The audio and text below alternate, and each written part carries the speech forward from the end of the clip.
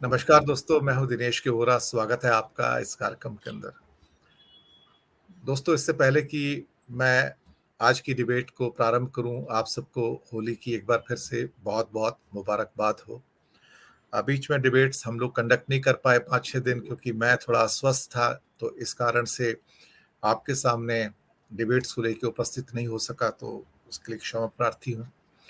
लेकिन आशा है आपकी होली अच्छी गई होगी, रंग भरी गई होगी, मंगलमय गई होगी, और हम ईश्वर से प्रार्थना करते हैं कि आप सबको खुशियां दे, अच्छा स्वास्थ्य दे, और आपको घर के अंदर सौहार्द और प्रेम दे। इन्हीं शब्दों के साथ हम प्रारंभ करते हैं आज का कार्यक्रम। एक स्टेटमेंट आता है आज किरण रिजिजू का, तो मुझे उनके स्टेटमेंट से एकदम से आभास हुआ कि भारत में एक बहुत खतरनाक अपराधी, आतंकवादी खुलेआम घूम रहा है, जिसके पास पासपोर्ट है और वो बीच बीच में विदेश भी चला जाता है। वो विदेश में जाके भारत की छवि खराब करता है, भारत के बारे में ऐसे वक्तव्य देता है जो सिर्फ आईसिस या अल कायदा या फिर तालिबान के लोग दे सकते हैं, और हो सकता है मुस्लिम ब्रदरहुड के भी कुछ उसके अंदर अ, कार्यकर्ता होते होंगे, तो उनके बराबर के वो कद के व्यक्ति हैं। आप सोचेंगे ऐसा कौन सा आतंकवादी है जिसके पास पासपोर्ट है और भारत से निकलकर विदेश भूमि जाके भारत के खिलाफ प्रचार प्रसार कर रहा है। जी हाँ, अब मैं सच कहूं आपसे, जिसको इक्वेट किया गया है उसका नाम है राहुल गांधी। आज किरण रिजिजू, एक और प्रिय मंत्री हमारे, आजकल उन्हें भी काफी बोलने की आदत है, और अब उन्होंने कहा है कि कांग्रेस के स्वयंभू युवराज ने सारी हदें पार कर दी हैं। ये शख्स, कोट अनकोट, ये शख्स देश की एकता के लिए बेहद खतरनाक हो गया है। जी हां, अब ये लोगों को देश बांटने के लिए उकसा रहे हैं। कमाल की बात है। दरअसल इससे पहले अनुराग ठाकुर ने कुछ कहा था कि राहुल अपनी नाकामियों को छिपाने के लिए विदेशी धरती पर भारत की छवि खराब करने की कोशिश कर रहे हैं।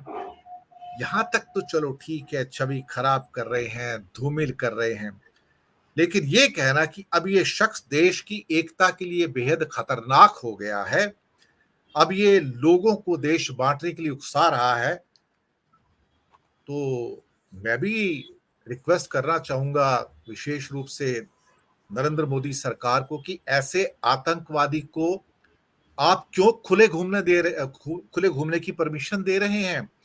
क्यों उनका पासपोर्ट आप जब्त क्यों नहीं कर लेते?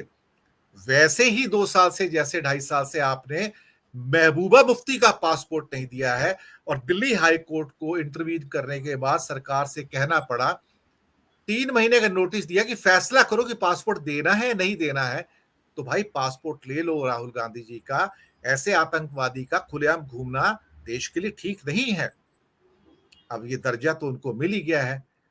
मुझे भी लगता है कि चर्चा तो होनी चाहिए कि क्या ऐसे आतंकवादियों का बाहर घूमना, भारत की छवि को धूमिल करना, लोगों को उकसाना कि भारत को बांट रहा है ये इंसान, बात तो बड़ी खतरनाक है। इतना खतरनाक माओवादी, नक्सलवादी, आतंकवादी बाहर घूम रहा है भारत का पासपोर्ट लेकर, और ब्रिटेन के क्या कहते हैं कि डायस्पोरा, जो भारतीय डायस्पोरा है, साथ में जो ब्रिटिश पार्लियामेंटेरियन है, उनको भी संबोधित कर रहा है। सब जगह से इस आतंकवादी को बुलावे आ रहे हैं। मैंने सोचा इसके ऊपर एक चर्चा ही कर ली जाए। इसी चर्चा पर बातचीत करने के लिए हमारे साथ आज 3 विशिष्ट विश्लेषक, पत्रकार बंधु मौजूद हैं, और जाने पहचाने चेहरे हैं भारत के। धनंजय कुमार जी, डॉक्टर अनिल जैन जी, डॉक्टर उत्कर्ष सिन्हा जी, आप तीनों का बहुत बहुत स्वागत है। पहले धनंजय कुमार जी, आपसे ही मैं शुरुआत कर लेता हूं। आप लेखक भी हैं, राइटर एसोसिएशन के आप मुखिया भी हैं, और साथ में आपकी जो संवेदनाएं हैं एक लेखक होने के नाते, वो थोड़ी सी पत्रकार होने के नाते अलग भी हैं। भारत में बड़े-बड़े आतंकवादी खुलेआम घूम रहे हैं आजकल। भारत का पासपोर्ट लेके विदेश जा रहे हैं। उनका शायद अब बराबरी जो है अल-कायदा, तालिबान, आईसिस से की जा रही है। तो मैंने सोचा आपसे ही पहला प्रश्न पूछ लूँ धनंजय कुमार जी, क्या भारत में आतंकवादियों को खुलेआम घूमने की आज़ादी है? पासपोर्ट मिलने की आज़ादी है? विदेश जाने की आज़ादी है? और वो जो कह रहे हैं, गलत है, सही है? आपकी ऑब्जर्वेशन। देखिए, ये बड़ा जो किरण रिजिजू का जो ट्वीट है, बड़ा दुर्भाग्यपूर्ण है। और उससे भी बड़ा दुर्भाग्य ये है कि वो भारत के कानून मंत्री हैं।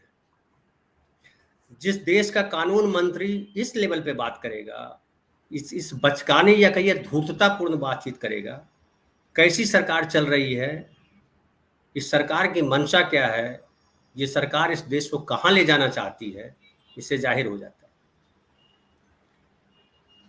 इस देश में आतंक का माहौल है, अगर ये किरण रिजिजू कह रहे हैं, और आतंकवादी है इस देश के विपक्ष का नेता, जो विपक्ष की जो पार्टी है, सबसे बड़ी पार्टी है कांग्रेस, उसका जो सिरमौर जो है, जो सबसे लोकप्रिय नेता है, वो अगर देश को तोड़ने की बात कर रहा है, तो किरण रिजिजू जो है कानून मंत्री क्यों बने हुए हैं? अगर वो असफल हैं इस देश में लोगों को रोकने से, देश के खिलाफ बोलने से, देश के खिलाफ सोचने से अगर रोक नहीं पा रहे हैं, तो किरण रिजिजू को खुद ही इस्तीफा दे देना चाहिए। और अगर उनको लगता है कि राहुल गांधी देश तोड़ने वाली भाषा बोल रहे हैं या कर रहे हैं, तो उनको गिरफ्तार कर लेना चाहिए। और इनका देखिए, इन्होंने एक और बात कही है कि एक मतलब मोदी जी से बेहतरीन व्यक्ति इस देश में अभी कोई है नहीं। मोदी जी जब से आए हैं, तब से मोदी जी से बेहतरीन व्यक्ति न हुआ है न होगा, ये वाली परिस्थिति इनके साथ है। इंदिरा गांधी के समय भी हमने सुना था, कोई जो है बंगाल साइड के उधर के ही कोई नेता थे जिन्होंने कहा था, शायद बरुआ साहब ने कहा था, इंडिया इज इंदिरा और इंदिरा इज इंडिया। ये उनसे भी आगे निकल गए। विश्व में जो है इनसे महान नेता, कोई मोदी जी से महान नेता अब तक पैदा नहीं हुआ। और मोदी जी के सवाल, मोदी जी ने जो किया है, जो उनके निर्णय है, उन पे अगर आप उंगली उठाएंगे तो आप देशद्रोही करार दिए जाएंगे। इनकी परिभाषा है देशद्रोह का।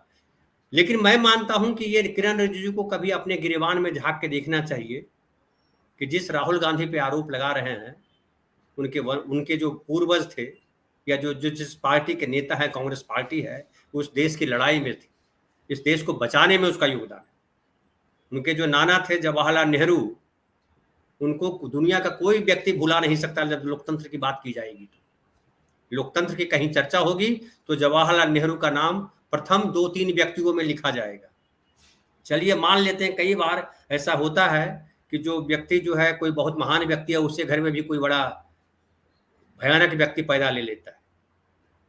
लेकिन राहुल गांधी ने पिछले 10, 12, 15 सालों में, मैं बोलूं कि जब से वो सांसद बने हैं, उन्होंने ये प्रमाणित किया है कि देश की चिंता उनको है। और खास करके जब मनमोहन सिंह जब प्रधानमंत्री थे, तब भी अपनी सरकार के खिलाफ बोलने में उन्होंने कभी जो है नरमी नहीं बरती। कभी ये ख्याल नहीं किया कि ये जो करने जा रहे हैं वो उनकी पार्टी के खिलाफ जाएगा। जब कोरोना काल था, जब नोटबंदी थी, जब जो है सांप्रदायिक तनाव का माहौल बनाया गया, या जो चीन का मसला है, सारे मसलों पे राहुल गांधी ने जो अपने बयान दिए, जो बोला, देश की जनता ने महसूस किया कि वो सच बोलते हैं। उनका बोलना जो है सही बिंदु पे रेखांकित करना, सही बिंदु को रेखांकित करना। किरण रिजिजू अगर इस पे ध्यान देते कि अरुणाचल प्रदेश में किस तरह से चीनी सेना या लद्दाख में चीनी सेना घुस आई है, तो ज़्यादा बेहतर बोलते हैं। उनके पिताजी जो है पहले प्रोटेम स्पीकर रहे किरण रिजिजू के, अरुणाचल प्रदेश की जो पहली विधानसभा जब बनी थी वहाँ, तो उनके पिता ने ही सारे विधानसभा सदस्यों को सदस्यता दिलाई थी। तो मुझे लगता है किरण रिजिजू को अरुणाचल प्रदेश, चीन, भारत, क्योंकि अरुणाचल प्रदेश एक ऐसा प्रदेश है जो सबसे ज़्यादा चीन के निशाने पे है, और हम उसको अपना गौरव मानते हैं। अरुणाचल प्रदेश में कई युद्ध हुए, और उस युद्ध में जो है इंदिरा गांधी के ज़माने में जो युद्ध हुआ था, अरुणाचल प्रदेश ही वो जगह है जहाँ पे बुरी तरह से चीनियों को मार के भगाया गया था। शायद किरण रिजिजू को गौरव भूल गए। किरण रिजिजू आरएसएस के जो आरएसएस जो एक बादल खड़ा किया हुआ है इस देश के सामने, वो हिंदू धर्म के ठेकेदार बने हैं। मतलब जो आरएसएस के लोग बोले, जो बीजेपी के लोग कहें, वही हिंदू धर्म है। जो आरएसएस और बीजेपी के लोग कहें, वही राष्ट्रभक्ति है। अब लगता है कि हमें, वो तो बोलेंगे ही क्योंकि धूर्त लोग हैं ये। गलती से सत्ता इनके हाथ में आ गई है, और वो गलती इसलिए हुई कि वाजपेयी जी के समय में यह महसूस हुआ था कि बीजेपी आरएसएस की कार्बन कॉपी नहीं है, बीजेपी इस देश की बड़ी अच्छी पार्टी है, उसको भी, उसमें भी कोई बुराई नहीं है। जिस तरह से बाकी सारी पार्टियां हैं, वैसे ही एक पार्टी है जो देश को, सबको साथ लेकर के चलना चाहती है। मोदी जी भी इसी नारे के साथ आए थे, सबका साथ, सबका विश्वास, सबका विकास। लेकिन पिछले 9 सालों में जो हमने देखा है कि ये इनको सिर्फ जो है अपने चमचों का साथ चाहिए, इनको सिर्फ जो है संवैधानिक संस्थाओं को जो है अपनी मुट्ठी में करना है, और उसके लोगों को अपने तरीके से हाँकने वाले लोगों का साथ चाहिए। किरण रिजिजू उससे अलग नहीं है। वो जानते हैं कि इसके पहले जो है रविशंकर प्रसाद थोड़ा सा अलग हुए थे तो किस तरह से निकाल दिए गए। ये भी लॉ पढ़े हुए हैं, कानून मंत्री बनाए गए हैं। लेकिन रविशंकर प्रसाद का नाम जो है बीजेपी में हमेशा अग्रणी रहा कानूनविद के तौर पे। वो रविशंकर प्रसाद आज किस हालत में है, किस हैसियत में है, किरण रिजिजू को पता है। उनके सामने अभी ये बच्चे हैं, किरण रिजिजू रविशंकर प्रसाद के सामने।